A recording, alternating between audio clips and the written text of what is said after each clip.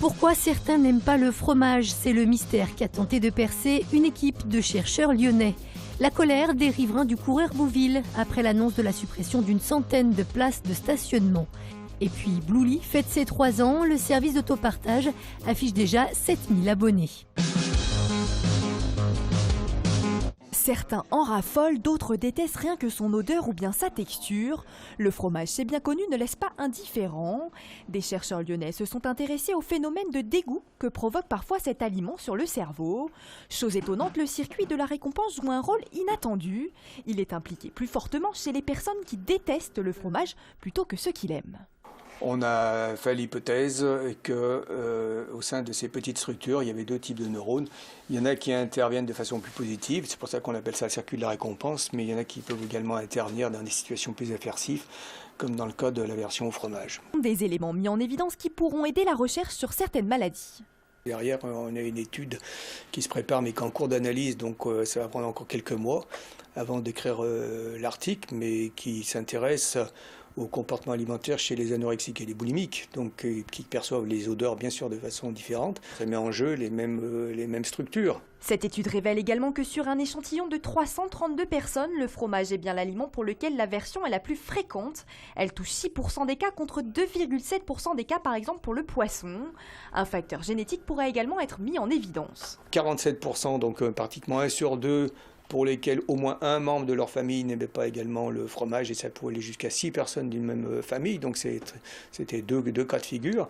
6 personnes d'une même famille, c'est énorme, ce qui laisse supposer donc une influence génétique. Vous n'avez pas de place de parking, les gens ne viennent plus. C'est un peu embêtant pour les personnes qui travaillent sur le cours parce qu'il y en a qui viennent en voiture, beaucoup. Et on galère souvent pour trouver une place pour se garer, quoi. L'inquiétude des riverains et des commerçants du cours d'Herbouville à la Croix-Rousse. Sur 340 places de stationnement existant, la moitié pourrait être supprimée dans le cadre du réaménagement du cours. L'idée est de créer une voie verte sur le terre-plein central. Je ne suis pas un anti-voiture primaire qui enlève des voitures pour le plaisir d'enlever des voitures. Mais simplement, si on veut en même temps, on ne peut pas faire en même temps la sécurité pour les riverains, enlever une voie de bus à contresens, créer un stationnement, créer un passage piéton avec des feux, créer une piste cyclable, tout cela sans enlever du stationnement. Des suppressions de places et d'autres qui vont devenir payantes. Accompagner cette problématique, nous allons passer l'ensemble du secteur en tarif résident, c'est-à-dire en stationnement payant. Et nous le savons tous parce que c'est ce qui se passe dans tous les quartiers à Lyon et ce n'est pas moi qui l'invente. Les commerçants sont très favorables, mais aussi les riverains, à ce que l'on mette en stationnement résident, ce qui nous évitera beaucoup de voitures ventouses parce qu'il y a beaucoup de voitures ventouses sur ce secteur-là. Une pétition s'opposant à la suppression des places de stationnement a déjà recueilli près de 240 signatures de riverains.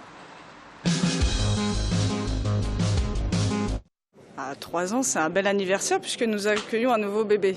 Donc après les Blue Cars, les Renault Twizy, nous introduisons 30 C0 Citroën. Le service d'autopartage de véhicules électriques Bluely fête ses 3 ans d'existence à Lyon. Il compte aujourd'hui 7255 abonnés. C'est des trajets courte distance. Vous savez, nous on est en trace direct, donc c'est un point A, un point B. Donc c'est pas le système de boucle où on garde le véhicule. Donc la plupart des fois, c'est vraiment juste pour faire un trajet et la moyenne est à peu près de 8 km, 7 km à Lyon. 7 km, il roule plutôt bien, donc environ 30 minutes. Bluely, c'est 300 véhicules, 500 bornes de rechargement et une centaine de stations. Là où nous pouvons être particulièrement fiers, c'est sur une offre jeune qui a été lancée ces derniers mois et qui fonctionne particulièrement bien puisque ça représente à peu près aujourd'hui 500 abonnés, mais surtout un taux d'activité beaucoup plus important que sur les utilisateurs standards. Le chiffre de 100 000 locations cumulées cette année devrait être atteint. L'objectif est d'en réaliser 170 000 l'an prochain. J'ai dit allez l'OL. J'ai dit allez l'OL, sûr. Il y a beaucoup d'Italiens qui vont m'envoyer. Mais j'ai dit allez l'OL.